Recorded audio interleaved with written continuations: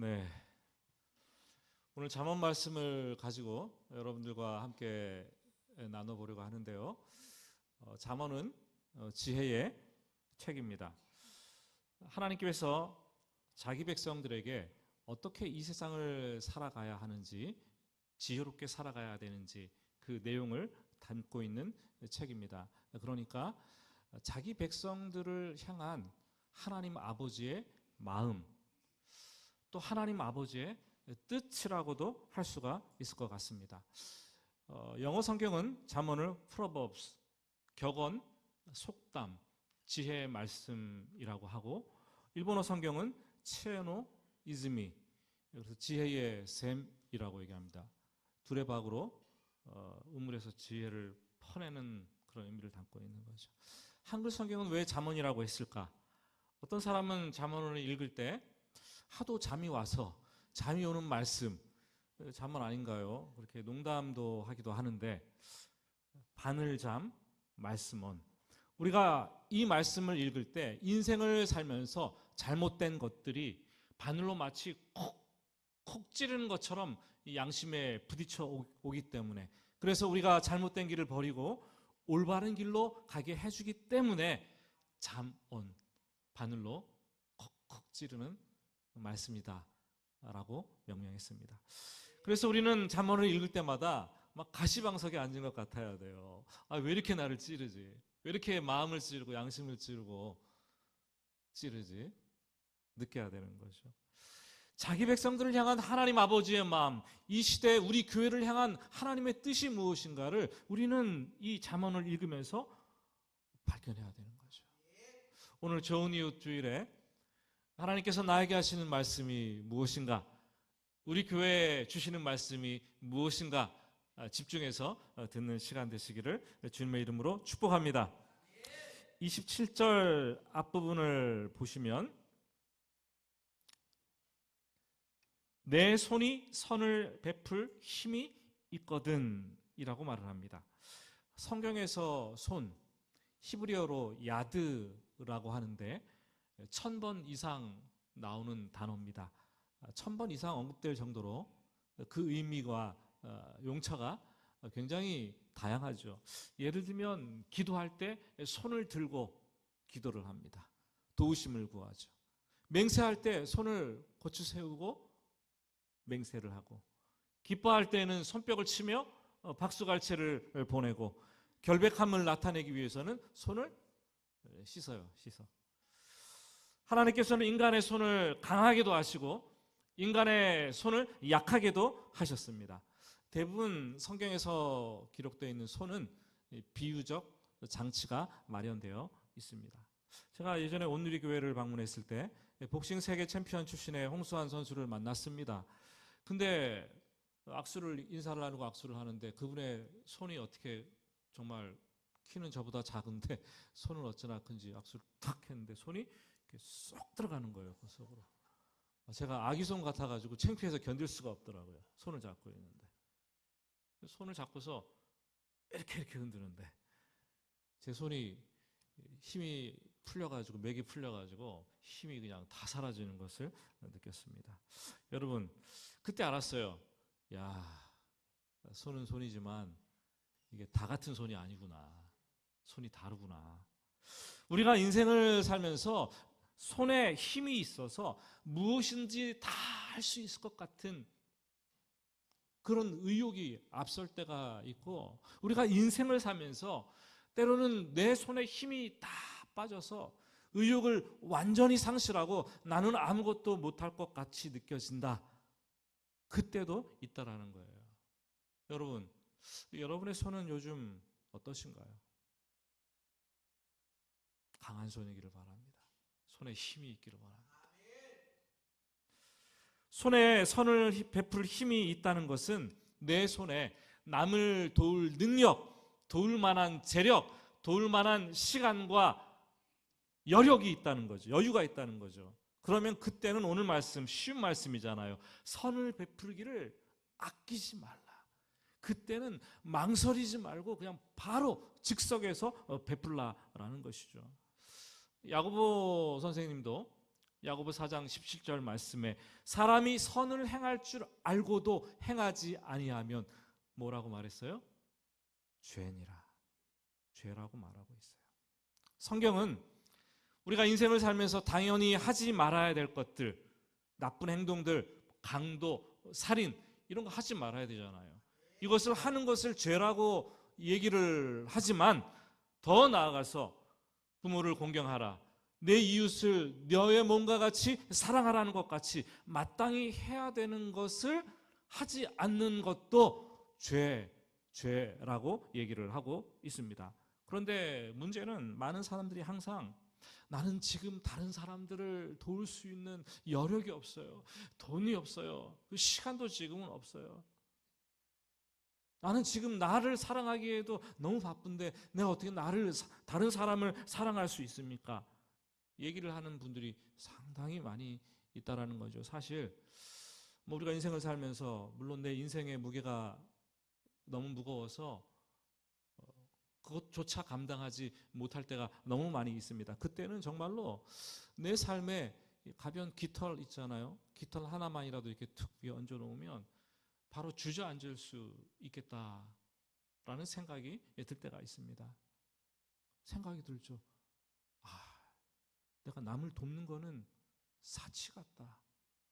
내가 예배 드리는 거는 시간 낭비요 사치 같다. 나 자신에 대해서만 긍휼히 자기 연민이 생겨서 막 다 쏟아붓고 싶고 그것도 모자라다고 생각하는 시간이 도래하는 거죠. 여러분, 그러나 인생을 살면서 그런 시간은 없어요. 우리가 거창하게는 남을 돕지 못하더라도 나에게 있는 아주 작은 것, 나의 미소, 나의 따뜻한 말 한마디, 내가 그 사람의 얘기를 그냥 단순히 들어주는 것, 이런 것만으로도 우리가 선을 베풀 수가 있습니다.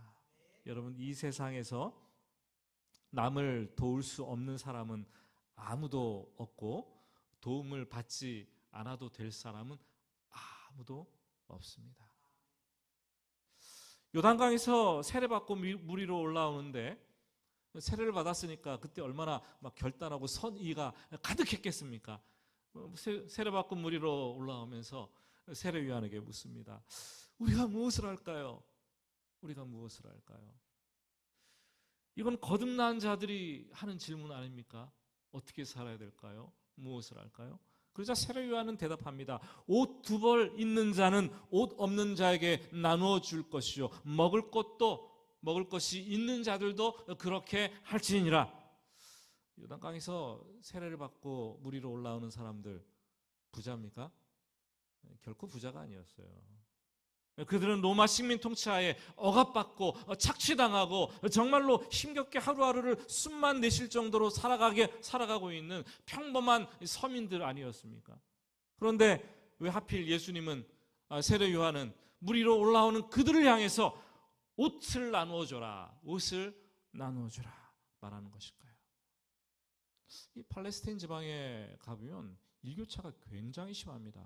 한낮에는 막 푹푹 찌는 더위가 있다가도 해가 떨어지고 밤으로 넘어가기 시작을 하면 추위가 몰려오기 시작하는데 밤에 혹독한 추위, 잔혹한 추위가 몰려오죠. 그래서 사람들은 속옷을 2벌 껴입습니다.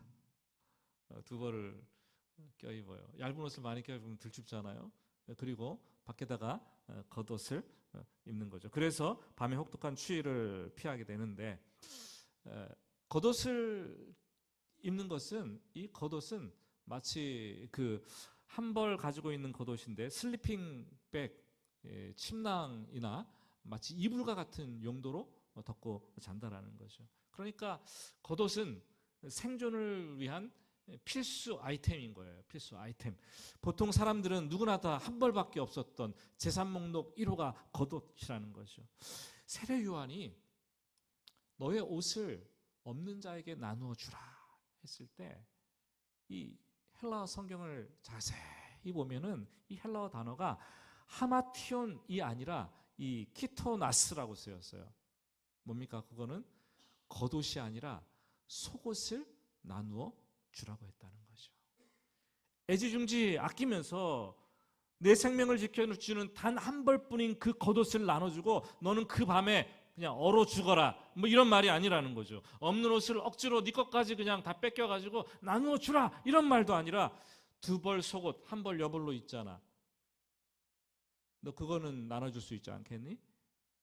두 벌 속옷 중에 한 벌은 그래도 네가 벗어서 나누어 줄 베풀 여력이 있지 않겠니? 그것을 나누어 주라고 얘기를 하는 거죠.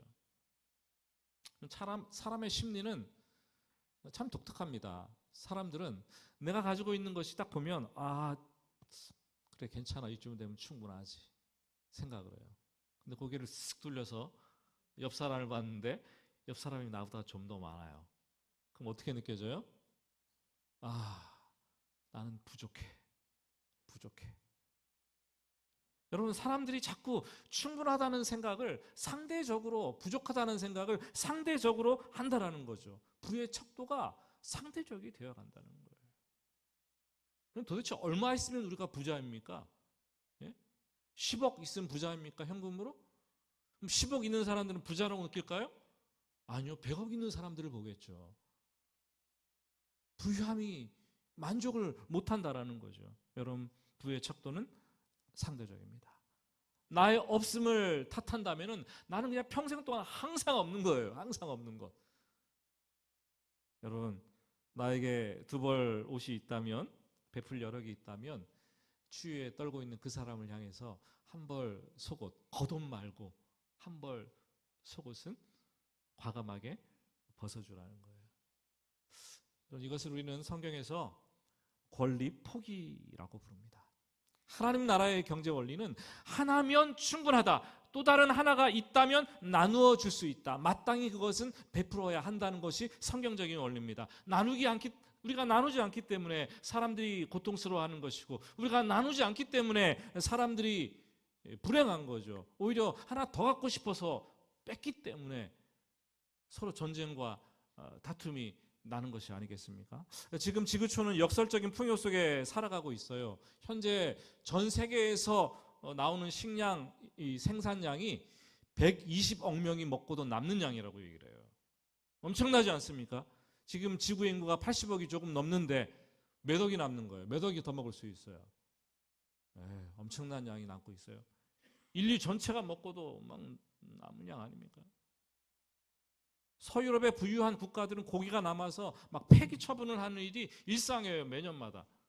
그런데 지구 반대편에 있는 뭐 아프리카, 동남아시아, 뭐 라틴 아메리카에서는 지금 이 순간에도 많은 사람들이 죽어가고 있는데 5초에 한 명의 어린이가 굶어 죽어가고 있다는 사실 아닙니까? 제가 설교를 시작해서 이 설교가 끝날 쯤에는 240명의 어린아이들이 굶어 죽어가고 있다는 사실 아십니까?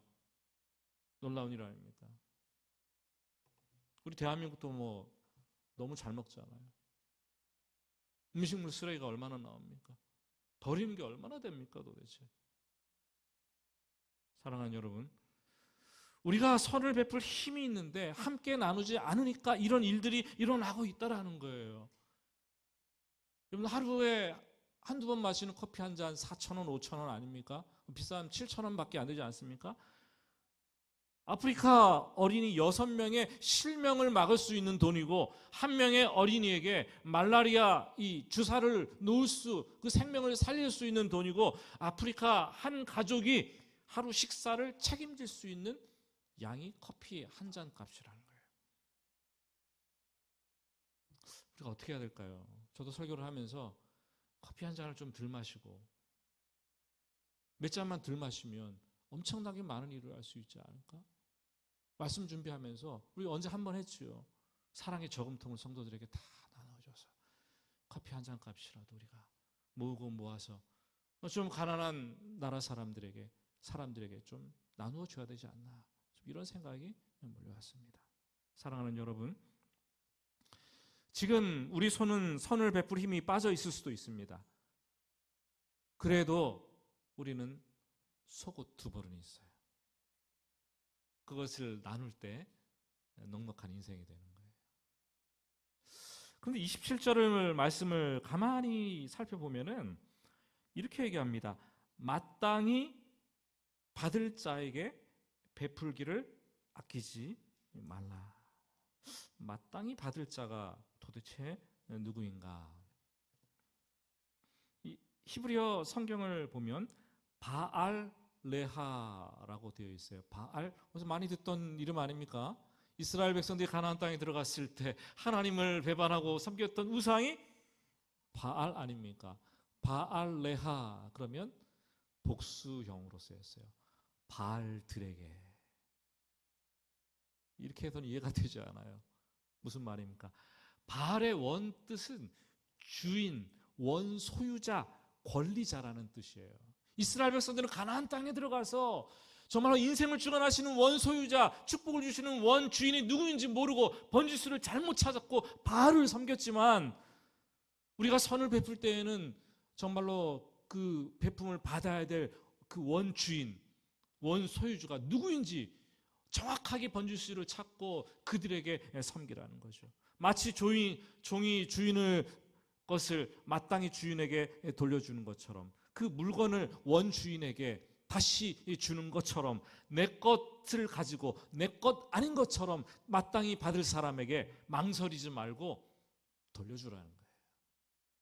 아끼지 말라는 거예요. 내 것처럼.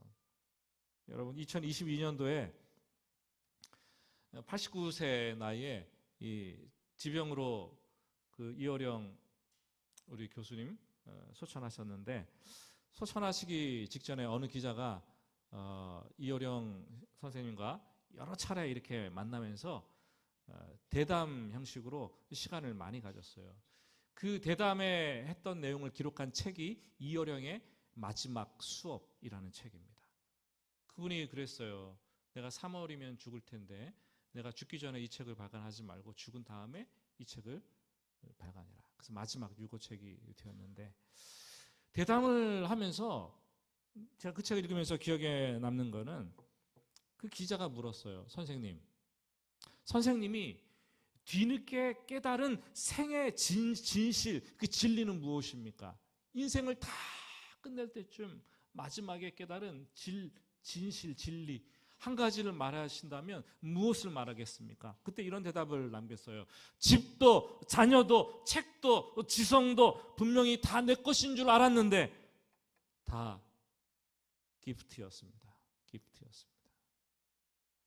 하나님으로부터 받은 이 선물, 내 생명만 선물인 줄 알았는데 내가 내 힘으로 이루었다고 생각한 모든 것들이 다 하나님의 선물이었습니다. 그 얘기를 했어요. 여러분, 내 것이라고 생각하면 아까워서 못 줘요. 그렇죠? 망설이게 돼요. 머뭇거리게 됩니다. 근데 그것을 아버지께서 아버지 것이고 그 아버지가 나에게 잠시 주신 것이다 라고 생각하면, 기프트라고 생각하면 나는 나눌 수 있다라는 거예요. 나는 베풀 수 있는 사람이 된다라는 거죠. 근데 내 것이라고 생각하니까. 지난주에도 말씀 들었잖아요. 라반이 야곱을 떠나보내면서 다 누구 것이라고요? 네 자식들도 내 것이고 네 모든 소유도 다 내 것인데, 그런 마음 갖고 있으면 주위 사람 너무 힘든 거예요. 나눌 수가 없는 거예요. 베풀 수가 없는 거예요. 자비를 받을 수가 없는 거예요. 따라서 해봅시다. 내 것은 내 것 아닙니다. 하나님의 선물입니다. 나누고 베풀라고 주신 하나님의 선물입니다. 최근 통계를 보면 기독교가 남을 돕고 구제하는 복지시설, 사회시설을 운영하는데 우리나라의 50% 이상이 기독교에서 운영하는 거라는 통계가 나왔어요. 근데 놀랍게도 우리 한국 사회가 우리 기독교를 신뢰하는 퍼센테이지, 사회적 신뢰도는 참 하락이에요. 낙제 점수예요. 75.4%가 기독교를 불신한다라는 거죠. 거의 10명 중에 8명이 교회를 못 믿겠다라고 낙제 점수를 매겼는데, 그럼 20% 정도만 교회가 그래도 믿을만 하다 그랬는데, 성도들 빼면 몇 명의 불신자들이 교회를 믿을만 하다고 체크를 했을까요? 거의 없다는 얘기예요. 거의 없다는 얘기. 왜 그럴까요? 기독교가 이 구제를 열심히 하고 봉사를 활발히 하고 있지만 그 속에 선한 마음이 있기보다 교세 확장과 선교의 수단으로 비춰지기 때문에 그런다는 거예요. 공공선보다는 교회의 이익을 위해서, 드러내기 위해서 그 일을 우선적으로 하기 때문이라는 거죠. 사람들은 차라리 교회가 좀 안 도왔으면 좋겠다, 안 도왔으면 좋겠다, 이런 마음을 가지고 있습니다. 교회는 지금 실컷 퍼주고 욕먹는 천덕꾸러기로 전락하고 있어요. 그래서 우리가 퍼줄 때 참 조심해야 되는데, 동네 어느 시니어 어르신이 그런 얘기를 하시는 걸 들었어요. 어느 교회에서 잔치를 한다고 그래서 와서 점심 식사하라고 꼭 오시라고 그래서 딱 갔는데 사람들 불러먹고 1시간 동안 연설을 하더라는 거예요. 그리고 밥을 주더라는 거죠. 우리가 그지도 아니고 뭐 이거 이렇게 하려면 하지를 말지 뭐 이렇게 얘기를 하시더라고요. 다시는 교회 안 가겠대요. 여러분, 우리는 조건 없이 베풀어야 돼요. 우리는 그냥 마땅히 베풀어야 돼요. 내 것이라고 생각하지 않고 하나님의 것이라고, 그들이 마땅히 받을 사람들이라고 생각하고 돌려줘야 된다는 거죠. 왜냐하면 십자가에서도 예수님께서 자기 생명을 그렇게 우리에게 아낌없이 주셨기 때문에. 28절 말씀을 우리 같이 읽어보겠습니다. 내게 있거든 이웃에게 이르기를 갔다가 다시 오라, 내일 주겠노라 하지 말며. 도울 능력이 있으면 내일로 미루지 마라. 즉각적인 선행을 베풀어라. 솔직히 한번 생각해 보세요. 내가 이거 한번 좋은 일에 한번 써야지 생각했는데 내일 하지, 다음에 하지 해서 못한 적 있어요, 없어요? 무지하게 많을 거예요. 미루면 못한다라는 거예요. 즉각적인 선행을 베풀라. 보상받을 것을 계산하지 말고 오늘 당장 이것을 베풀라는 거예요. 내일이면 늦다라는 거죠. 어제는 지나간 시간이라서 못하고 내일은 아직 시간 오지 않은 시간이라서 나의 것이 아니기 때문에 오늘만 나의 날이라는 거죠. 오늘만 여러분들의 시간이라는 거예요. 내일을 나의 날로 생각하면 그것은 엄청난 교만이에요. 내일이 여러분들의 날입니까? 엄청난 교만이에요. 내일은 내 날이 아닐 수도 있습니다. 내일은 나의 영역이 아닙니다. 내일 아침도 오늘과 똑같이 아침에 뜨는 해를 보리라는 법은 없습니다. 하나님께서 나에게 내일을 허락하셔야지 비로소 그 내일을 오늘이라는 이름으로 우리가 살아가게 되는 거 아니겠습니까? 내일은 참 난 몰라요. 복음서가 가사로 우리는 고백하죠. 내일은 난 몰라요. 근데 내일은 알아요. 우리는 알아요. 내 것이 아니라는 거. 그 원제목을 보면은 I know who holds my tomorrow 이렇게 되어 있어요. 뭡니까? 나는 나의 미래를, 내일을 안다라는 거예요. 내일을 어떻게 합니까? 하나님께서 나의 내일을 붙잡고 계셔야만 한다는 것을 안다는 거죠. 홀딩, 붙잡아야 된다는 거. 그래야지 내가 살 수 있다는 거. 이걸 안다는 게 그 가사입니다. 나는 여러분 내일도 몰라요, 장래일도 몰라요. 모르는 것 투성이지만 아는 것 하나 있는데 하나님께서 나의 내일을 붙잡아 주셔야 한다는 것도 알고, 하나님께서 나의 한 달을 붙잡아 주셔야 된다는 것도 알고, 하나님께서 나의 올해 2026년도도 붙잡아 주셔야 된다는 것을 압니다. 하나님께서 나의 장래를 붙잡아 주셔야 된다는 것을 압니다. 만일 하나님께서 나를 붙잡고 있는 그 손을 오늘 놓아버린다면 나의 생은 오늘로서 당장 끝난다는 것을 나는 압니다. 모르는 것 같지만 아는 것도 많아요. 나에게 내일이 없다면 여러분 죽음이 찾아오는 것인데, 그 죽음은 쉽게 말하면 다른 사람이 내가 사용하던 책상에 이 서랍을, 이 빼다지 서랍을 이렇게 여는 거예요. 쓱 열어서 뭐가 들어있나 이렇게 보는 거 아니겠습니까? 평소에 누가 나의 서랍을 그렇게 자기 마음대로 함부로 열 수 있겠습니까? 하지만 내가 죽으면 누군가 그것을 열어봅니다. 근데 내 서랍만 열어볼까요? 내 금고도 열어봐요. 금고도 열어보고, 열쇠가 없으면 망치로, 도끼로 두드려 깨서라도 그걸 열어봅니다. 여러분, 내가 죽으면 내 것 아닙니다. 오늘만 내 날이지 내가 죽은 이후에는 정말 내일이면 누군가 내 서랍을 열고 내 옷장을 열고 내 가방을 열고 들여다볼 것인데, 그거 그렇게 인색하게 그렇게 아끼지 말고 살라는 거죠. 내일 주겠다 하지 말라는 거예요. 오늘 주라는 거예요. 솔로몬이 이 잠언도 기록하고 이 전도서도 기록했는데 전도서 11장 1절 말씀을 보시면 알쏭달쏭한 말씀을 하십니다. 한번 볼까요? 전도서 11장 1절 같이 읽습니다. 너는 내 떡을 물 위에 던지라. 여러 날 후에 도로 찾으리라. 이게 무슨 말입니까요? 이 이야기인즉슨 이 어느 날 왕이 왕자를 데리고 숲으로 사냥을 나갑니다. 근데 왕자가 어렸어요. 그래서 왕이 한눈을 파는 사이에 이 왕자가 미끄러져서 그만 강물에 푹 하고 빠져 들어가기 시작합니다.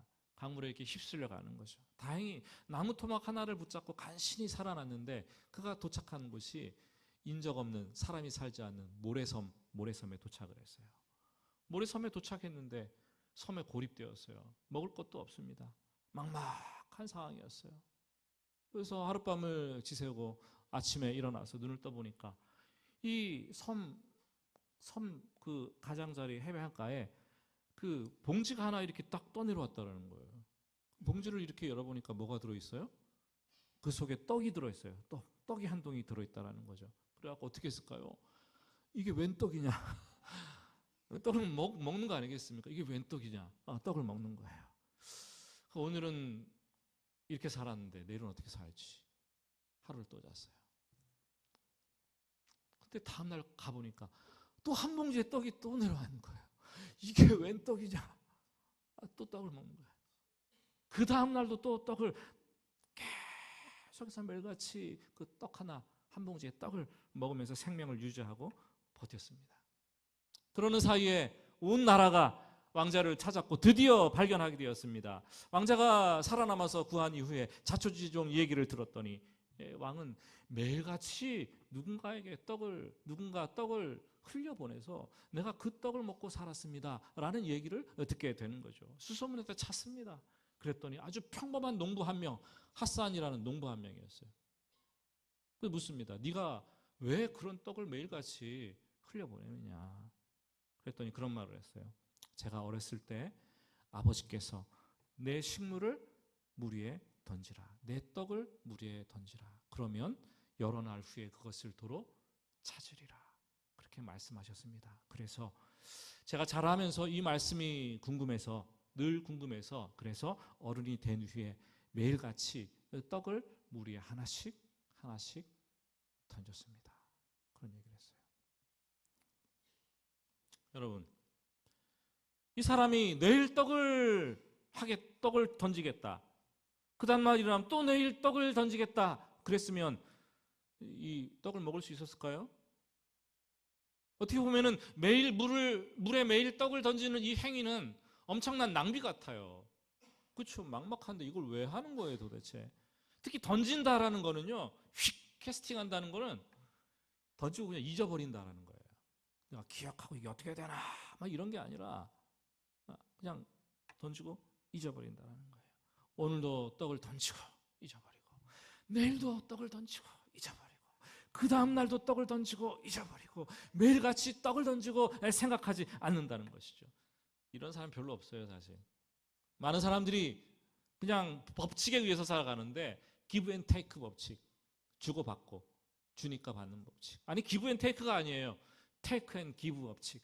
내가 먼저 받았으니까 내가 너에게 준다. 물론 어떤 사람은 no give, no take, 받지도 않고 내가 주지도 않는다.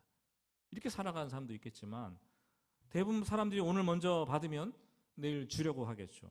설령 오늘 먼저 준다고 해도 내일 저 사람이 나에게 이걸 다시 줄까, 돌려줄까 생각이 들어가는 사람은 안 주는 경우도 있어요. 그렇잖아요 여러분. 뭐 결혼식, 뭐 장례식 때 뭐 부조도 그렇고, 돌려줄 것인가 안 돌려줄 것인가, 내가 저 사람을 도왔는데 저 사람은 왜 나를 안 돕지?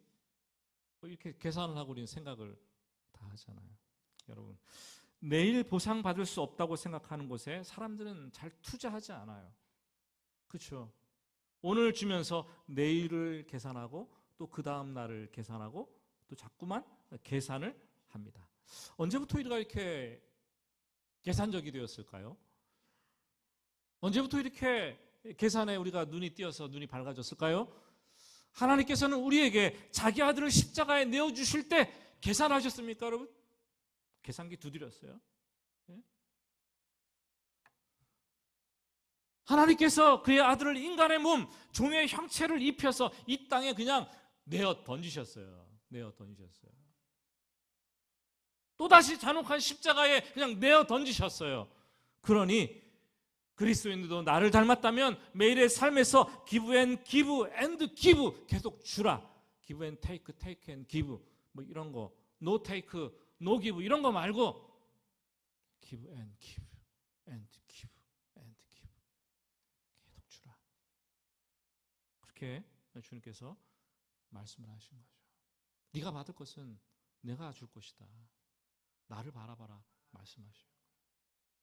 사랑하는 여러분, 인생을 살면서 자꾸 내일을 계산하는 사람은 오늘 무리의 떡을 던지지 못합니다. 그런 모험을 하지 못합니다. 무리의 떡을 던져보지 못한 사람은 까마득하게 생각하고 있지도 않은데도 그것이 나에게 되돌아오는 하나님의 축복, 감격, 그 은혜 누려보지 못한다는 거예요. 인생은 모험이에요. 예수를 믿어도 하나님 말씀 붙들고 오늘을 모험하지 못한다면 우리에게 내일은 없어요. 아무것도 없어요. 되돌려지는 것도 없어요. 사람들은 이 땅을 쌓으면서 쌓고 모으고 불리고 곡간을 더 헐고 더 크게 짓고 그것이 잘하는 것이라고 생각하죠.